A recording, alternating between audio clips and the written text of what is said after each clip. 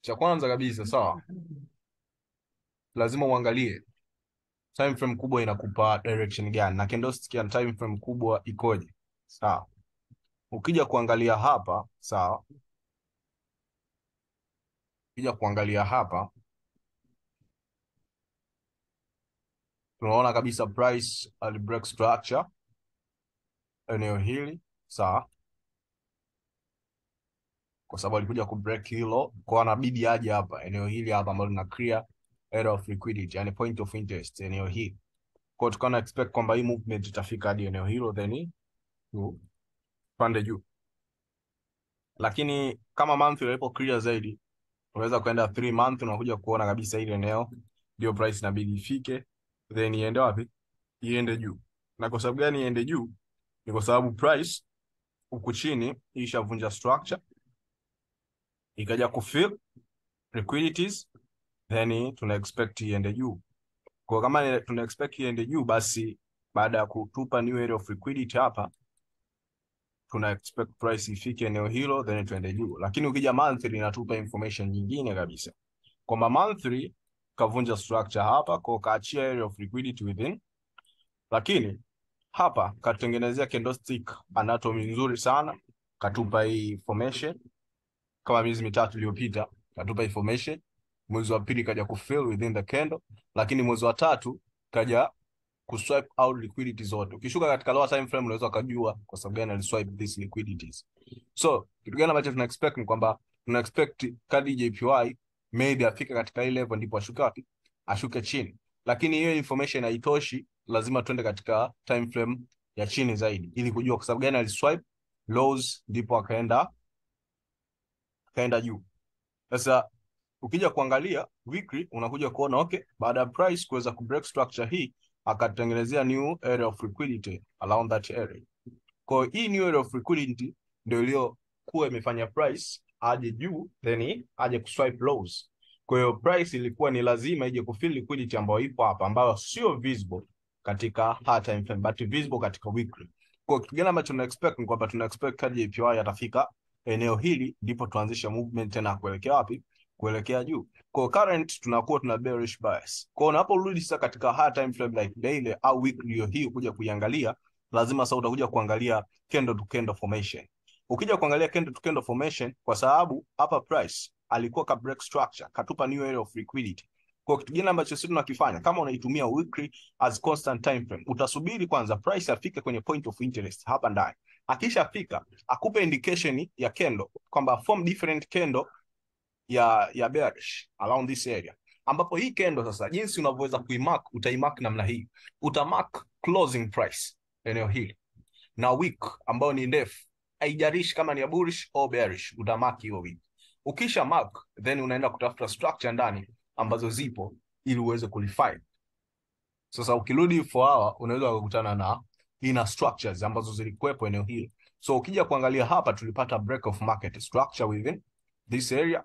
Sawa, tulipata break of market structure, price ikarudi within our order block area. Here kwa ukilifine order block unaweza kupata hiyo entry ya kushuka wapi? Kushuka chini. So kitu gani ambacho kinakuwa hapo ni kwamba lazima umaki closing price na a week ambayo inakuwepo within an area. For example, baada ya kupata entry hapo, sawa, entry hapo, sawa, afu hii entry ilikuwa ni mara mbili, ilifanya inside consuming na outside consuming. Let's see hii hapa, umeona hii alifanya inside consume, akaja kuconsume ndani ya candle, within a candle, ndani ya hiyo wiki. Lakini wiki iliyofuata akaja kuconsume area hii hapa, akaja kuconsume this area, ambapo ni hii area ambayo alikuja kuiconsume. Baada ya kuja kuiconsume ndio tukapata I think entry ya wiki iliyofuata ambayo ndio hii hapa, as you can see. Ile ilikuwa ni inner consuming within a candle, lakini candle ambayo ilifuata ilifungukia eneo hilo, ambapo ukija kuangalia vizuri what is the logic, kwa nini alirudia hapo. I will give you the logic kwa nini alirudia eneo hilo.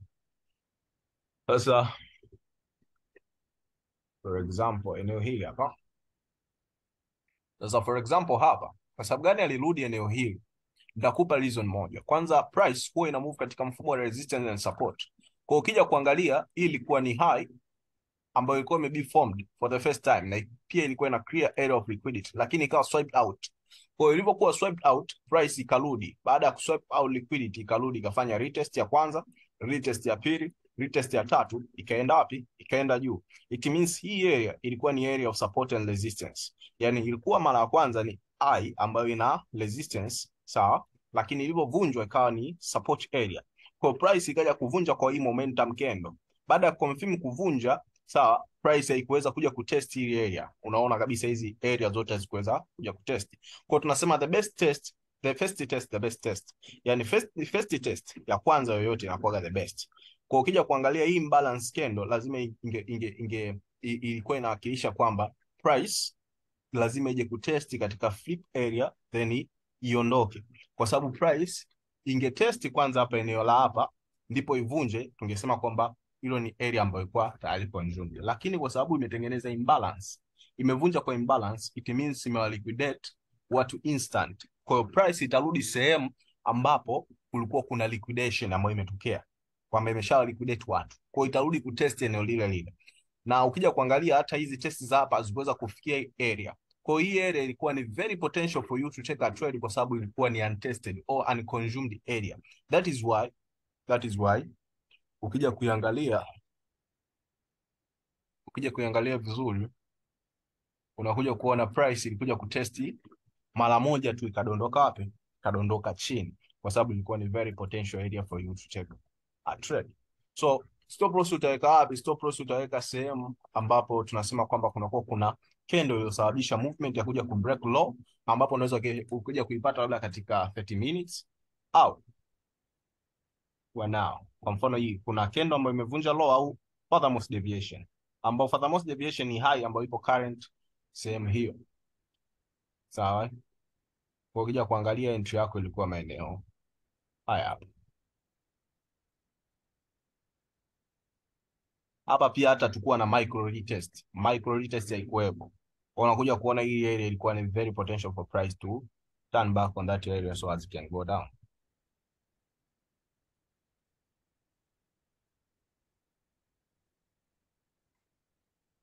So katika ile potential area ya weekly ambayo tumeangalia kupitia candlestick ya Naton, ungekuja katika lower time frame ungeweza kulifine kwa mtindo huu. Then uweze kupata entry ya continuation using candlestick ya Naton. Lakini cha kwanza hakikisha imefika kwenye area of liquidity, na hata kama ipo kwenye area of liquidity basi fanya continuation ya namna hii kwamba mark eneo la closing price, then mark hii week, then njoo katika lower time frame tafuta area of liquidity within a candle. Ukisha itafuta, angalia price ita pray vipi. Unakuja kuona price lazima ije ku pray within an area within, then ifike wapi? Chini, sawa. Ndio mkuu, nimekuelewa. Kama umenielewa itakuwa ni swadakta. Naomba swali lingine. Shukrani sana. Okay. Swali lingine.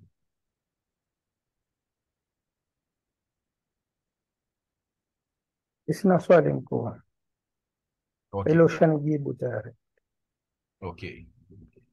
Sasa kama huna swali, okay, kuna kitu ambacho nilikuwa nataka nielekeze, lakini nitawaelekeza,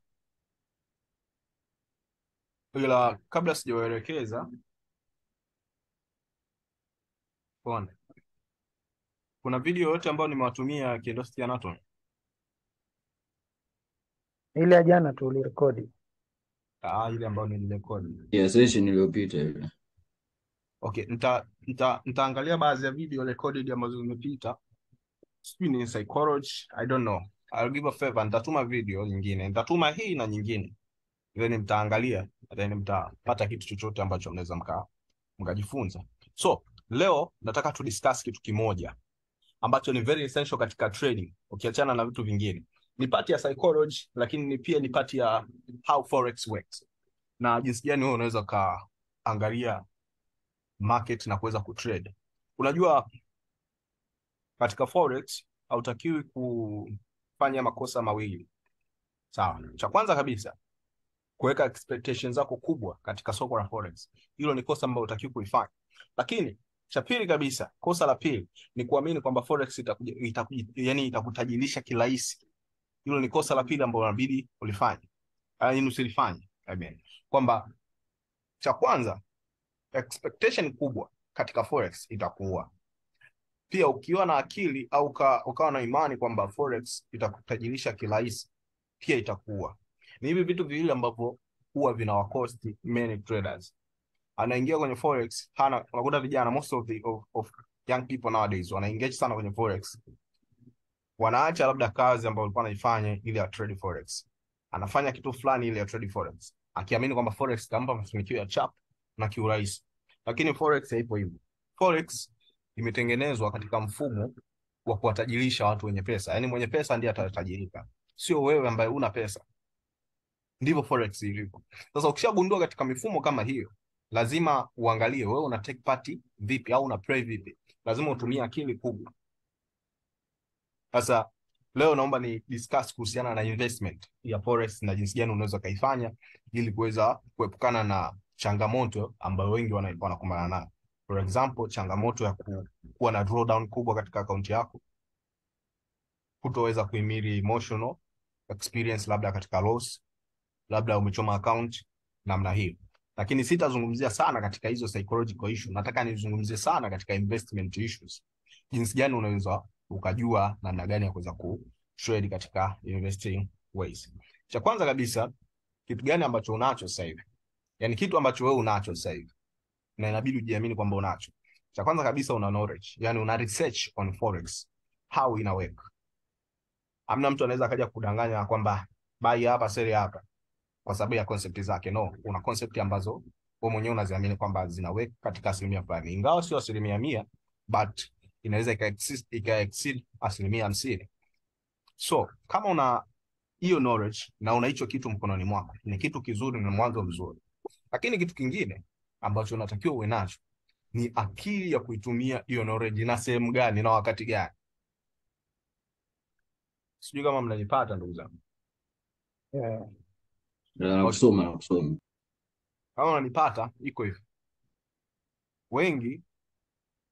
Wengi hawajui ni wakati gani, muda gani wao wanatakiwa kuingia sokoni na kutoka au kufanya kitu fulani au kutarget kitu fulani, hawajui. Sasa nitakupa mfano mmoja. Wengi wanapenda sniper entry nini, zero drawdown entries, kupunguza stop loss, sawa. Lakini unapozungumzia sniper entries au sniper traders, huwa wana mind tofauti na jinsi uhalisia ulivyo. Uhalisia na fake reality iko hivi. Fake reality, unapenda kuwa entry zako na wewe ziwe sniper, yani upate zero drawdown entry, umetia lot yako ya 10. Hizo ndo expectation ambazo unaziweka akilini. Kiingia kwenye account, uweke pending order, ichape sniper, iende pips 400, 500. Hizo ndo akili ambazo zipo. Na hiyo ni fake reality ambayo ipo. Na kitu kingine ni kwamba wanaamini kwamba sniper entries inaweza kumsaidia mtu kugrow account yake labda ya $10 au $100 hadi $10,000. Hiyo ni fake reality ambayo ipo. Lakini the real sniper trader hayupo hivyo mzee. Hayupo hivyo. A real sniper trader ni yule trader ambaye yuko tayari na anajua nini anachokifanya katika market na yuko tayari kufanya kitu kimoja. Sniper, au nichukulie mfano wa sniper ambaye labda wanakuwa kwa majeshini, wanakuwa wana tabia moja kwamba yeye akiwa ameweka target zake kwamba nitakaa sehemu fulani, hawezi akafanya maamuzi kwa sababu amemwona adui ashoot target. Hapana. Huwa anakuwa na calculation za mbali sana. Ndio maana unakuta adui yupo katika lifo yake, yani inabidi amshoot na amekaa katika engo nzuri, lakini ana wait. Kwa sababu gani? Yeye katika calculation zake vigezo vyake havijatimia. Lakini ingawa anaona hii ni sehemu nzuri ya kutake a shot, na atapofanya shot, mara nyingi tunasema sniper waga amis, kwa atapofanya shot calculation zake zimetimia, na inakuwaga ni backup sana kubwa ya kikosi fulani. Kwa hiyo anakuwepo ni mtu ambaye ni very calculative, ni mtu ambaye ana very patience, anajua nini anachokifanya. Sawa. Sasa ile akili ya sniper anayokuwa nayo ilete kwenye market. Hiyo ndio inaitaga sniper trader, kwamba mtu unapo trade hautakiwi kuingia sokoni ukiwa umeona kwamba kadi JPY labda amekaa katika kuseli, ni mseli sasa hivi, ingawa baadhi ya vigezo havijatimia kwako, lakini unaona kabisa inakushawishi kuseli na wewe unaingia. Hapana, labda kadi JPY inatakiwa ibai hadi sehemu fulani, nipo ni seli kwa muda mrefu, wewe pia unataka kukurupuka umbai ili uje kuseli. Hapana, hatuendi hivyo. Lazima ukubali maumivu ya kusubiri ili calculation zako na mambo yako na target zako zitimie, yani zikialign pamoja. Zikisha align pamoja, pale ndipo unapo take your short siku zote. Sasa katika uvumilivu ndipo tunapokuja kutofautiana. Kila siku utataka kuingia trade, kila siku utataka kutrade, kila siku utataka sniper. Mwisho wa siku utakuwa una range hizo pips 20, pips 5, sijui nini, mpaka unachoma account. Sasa the thing is ni kwamba the way unapoinvest katika forex lazima uinvest muda, akili, utulivu ili uweze kuteka good trade. Usije kuona mtu anaodi miezi 3 4 alisubiri, unakuta zaidi ya mwezi, wiki 3, wiki 2, hiyo setup alikuwa mpole, lakini reward yake is very satisfying. Hicho ni kitu ambacho wewe inabidi ukiweke akilini kwamba ninapoingia kwenye forex na deal na investing scenarios, not trading scenarios. Yani lazima ujue hicho kitu. Sasa nitaingia moja kwa moja hapa, nilikuwa nakupa mfano kwa namna gani sniper trader na sniper hizi entry ambazo tunaziangalia zilivyo na fake reality jinsi ilivyo. Sasa nitaingia moja kwa moja katika investment. Sasa katika kuinvest forex kuna pati hizo mbili. Sawa. Una kuinvest forex kwa mtaji mdogo ili ukuze katika mtaji mkubwa. Inaitwaga na nilei compounding. Sawa. Kucompound ni nini? Nakupa hii njia ya kucompound. Yaani unakuta mtu ana mtaji wa $10 anaicompound labda kwa wiki 2 au wiki 3 hadi $100. Hiyo ni compounding. Yaani anakusanya kidogo kidogo. Sasa compounding iko namna hii. Huyu ni trader ambaye labda sana compounding tunaifanya katika intraday na scalping. Hiyo ni compounding mara nyingi.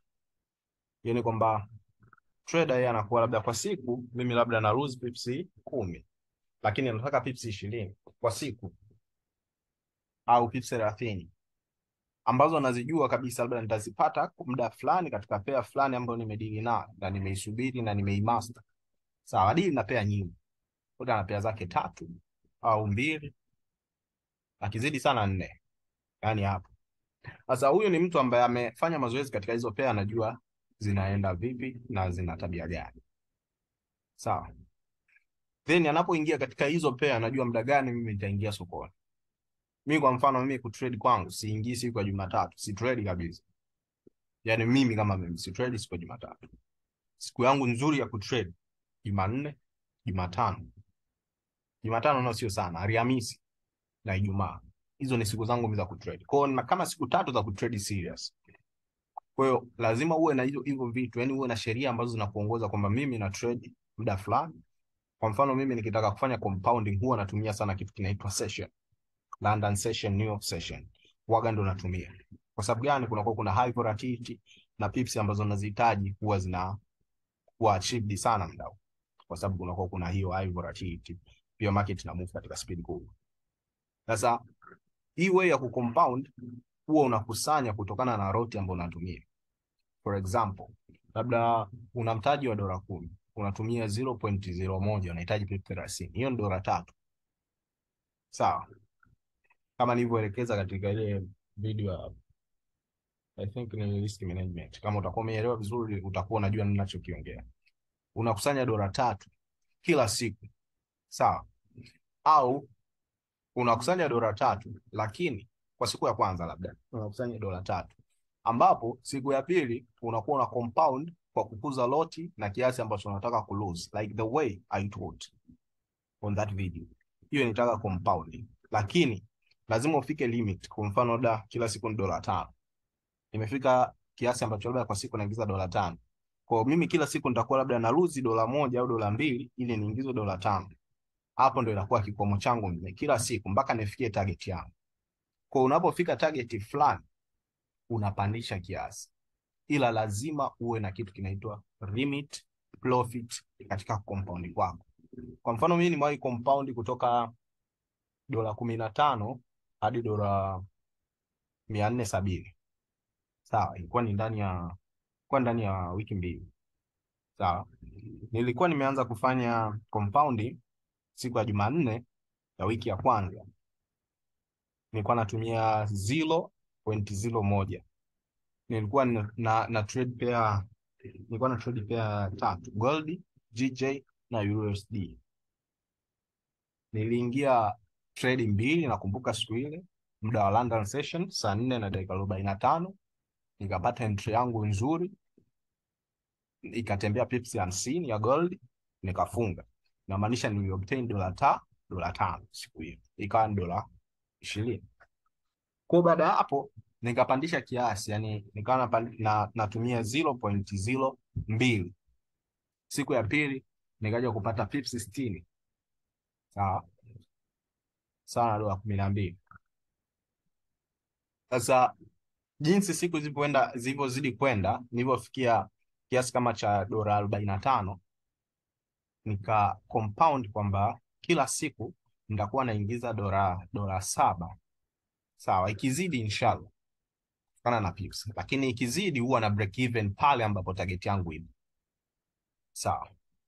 Kwa kila siku mimi limit yangu ilikuwa ni $7. Sitaki ku lose chini ya $3, lakini lazima nifikie $7.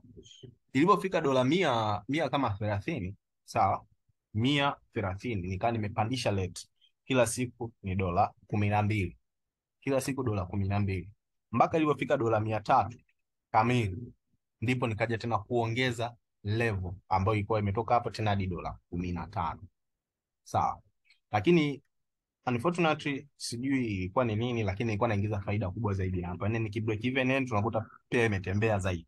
Unguda kwa siku labda nafunga na pips 100 kwa gold sana sana na GJ, maana ni pia ambazo zinatembea. Nichagua pia ambazo zina high volatility. Kwa hiyo unakuta pips 100 kwa siku au pips 150 nakimbiza. Unakuta nimechukua pair zote mbili. Sawa. Na hivyo ndivyo nilivyofanya compounding yangu. Lakini nilikuwa na riski kiasi ambacho mimi najua hata nikilose siwezi nikazurika. Na pia nilikuwa nasubiri sana setup. Sometimes nilikuwa si trade kabisa, nisipoona soka lijakaa vizuri, kuna news za ajabu na achana nayo. Lakini najua siku nikija ku trade nitapata zaidi au kile ambacho mimi nimekipanga. Kwa hiyo ilikuwa like 2 weeks hivi. Nikawa nimecompounded hapo, nika-withdraw, basi maisha yakaendelea. Lakini hiyo inaitwaga first way of investing by compounding, kwa kujua una limit kiasi gani na una lose kiasi gani na unasubiri setup ya aina gani na muda gani una trade. Nilikuwa natumia only New York na London session. Ikishaisha nimetoka sky sokoni. Kwa mfano London session mara nyingi inaanza saa 4:45, inaisha saa 6 kamili, huwa natoka. Yani ikishafika saa 6 kamili na natoka. Au kama sijatoka basi na break even sehemu ya profit yangu, basi naacha price iende, lakini siwezi nikavukisha siku kwa swing. So hiyo ni first way of compounding kwa kutumia scalping method na intraday method. Lakini hii scalping method na intraday method lazima iwe favorable katika mazingira ambayo ina support price kutokana na hard time frame. Kama haijakaa katika mazingira usiingie, usiforce kwa sababu unataka bei target timia, hapana. Hata isipotimia pia ni sehemu nzuri na best way of trading kwa sababu umeepuka ku lose. Sawa. Subiria mazingira yakae vizuri, support the price inapowezekana, itakuwa very nice. Inahitaji discipline na uvumilivu, lakini you have to create that behavior. Lakini sehemu ya pili ambayo nataka nizungumzie ni investing katika long term. Na hii ni sehemu ambayo ni very interesting kuliko hata hii ya kwanza. Hii sehemu ya pili, jinsi ya kuinvest in forex, kuna namna hii ambayo unaweza kainvest, lakini kidogo inaweza ikawa inahusiana na old ways ambayo tulikuwa tunatumia, like una risk pips nyingi then uje kupata reward kubwa. For example, nitakupa mfano. Kuna this testimony ambayo nilikuwa nimeipata, one of my friend, sawa, ni mtu wa nje, lakini jinsi anavyo trade, ana trade kwa supply and demand, lakini anaweza aka wait setup hata miezi mitatu, sawa. Akisha wait hiyo setup ikatiki, for example, nakupa mfano. For example, tuna labda hii sehemu ndo labda tuna expect price ije kufika, labda ni monthly. Atasubiri price ifike ile eneo. Ikishafika ile eneo ambayo yeye ameimend kama labda ni surprise zone ya kuseli, sawa, kwamba ikishafika eneo hili yeye anaangalia sehemu gani ambapo ina fresh area, anajua jinsi anavyoangalia. Akisha uweka labda level yake ni sehemu fulani, ana risk labda hadi kwenye furthermost deviation, kwamba isivunjwe, furthermost deviation isivunjwe. Labda unakuta hapa ina range labda ni pips kuanzia 70 au hadi 100, lakini sasa yeye target yake unakuta labda target yake ni pips 4,000, pips 5,000, pips 3,000.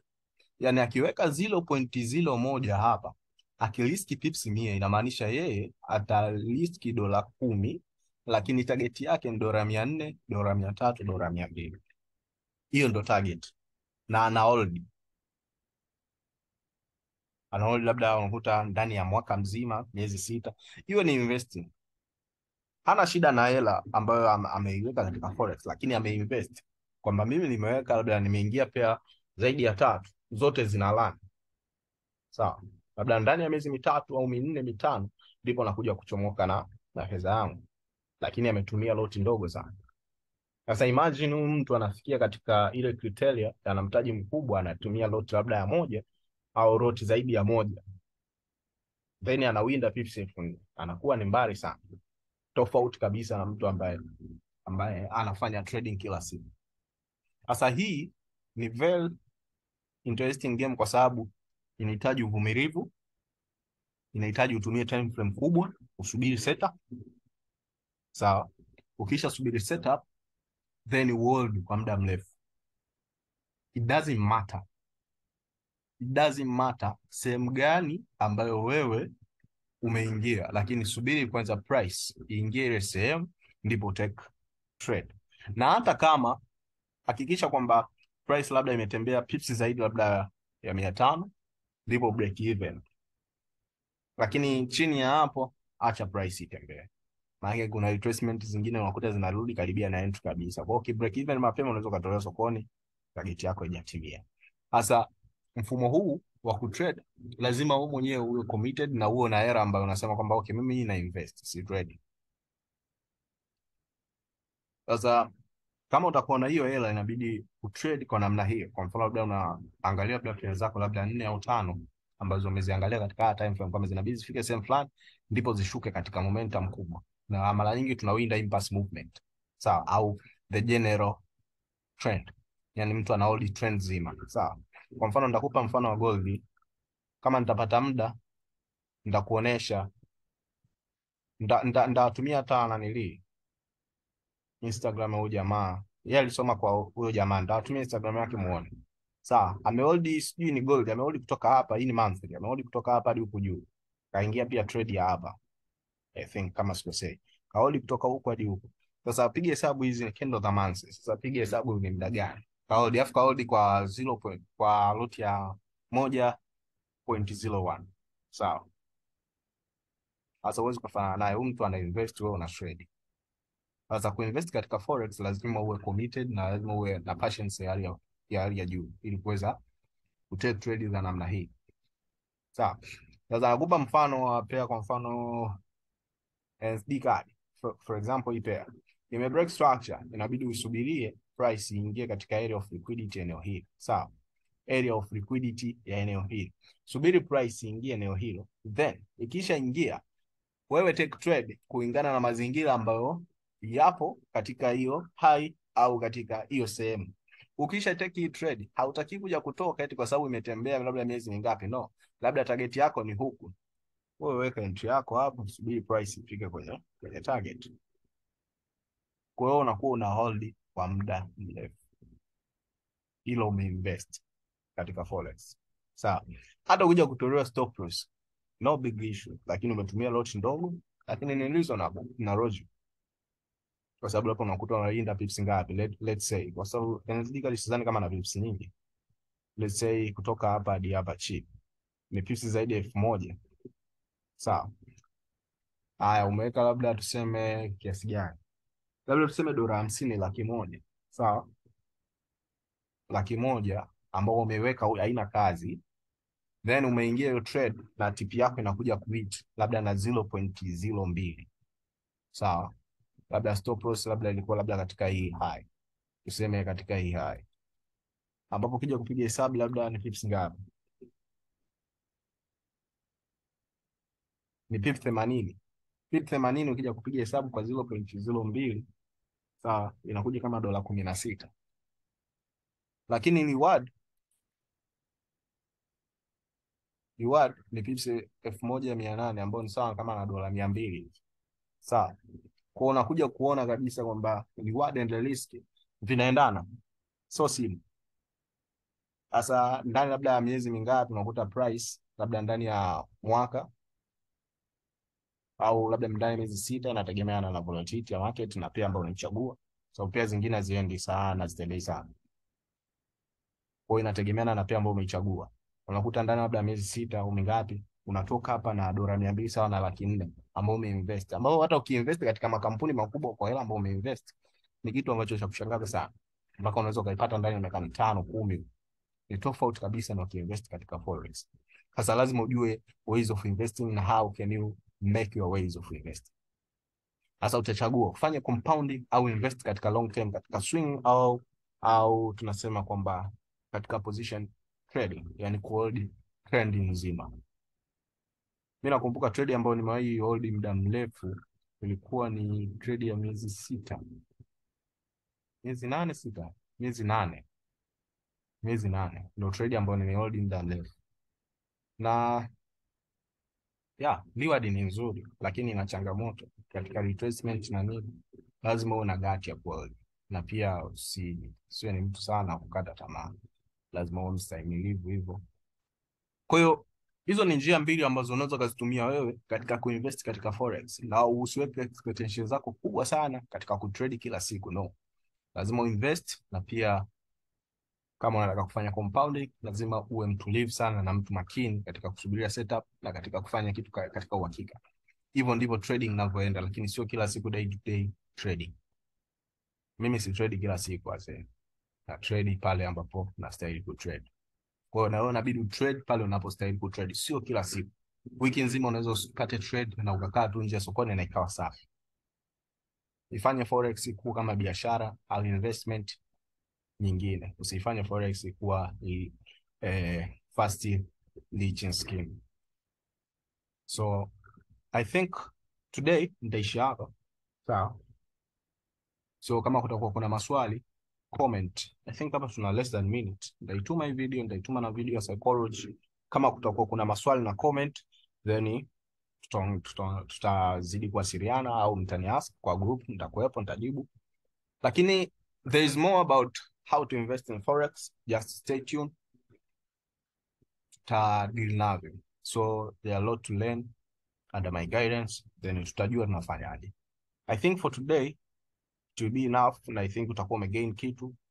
Thanks kwa kunisikiliza. Thank you for your time. Ciao. Sawa.